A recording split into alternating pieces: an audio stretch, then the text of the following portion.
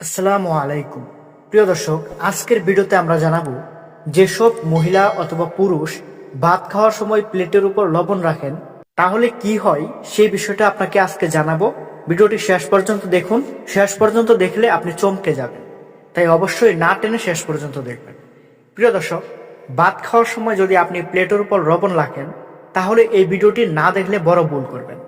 অনেকেই অভ্যাসবশত ভাতের প্লেটের এক পাশে লবণ রেখে খান, কিন্তু জানেন কি ইসলামের দৃষ্টিতে এবং আদবের দিক থেকে এটি ঠিক নয়। এই বিষয়ে ইসলাম কি বলে?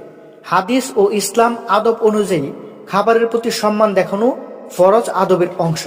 প্লেটের উপর আলাদা করে লবণ রেখে খাওয়া খাবারের প্রতি অবহেলা হিসাবে গণ্য হতে পারে।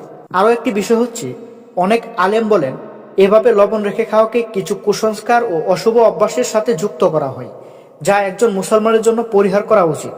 তো সঠিক পদ্ধতি কি? সেটি হচ্ছে, লবণ প্রয়োজন হলে ভাতের সাথে মিশিয়ে নিন অথবা ছোট পাত্রে আলাদা রাখুন, কিন্তু প্লেটের উপর আলাদা করে নয়। তবে এখানে কিছু কুসংস্কার প্রচলিত আছে, যেমন ভাতের উপর ভাগে যদি আপনি লবণ রাখেন তাহলে নাকি বিভিন্ন প্রকার বিপদ আপদ আসতে পারে, সংসারে অভাব অনটন হইতে পারে।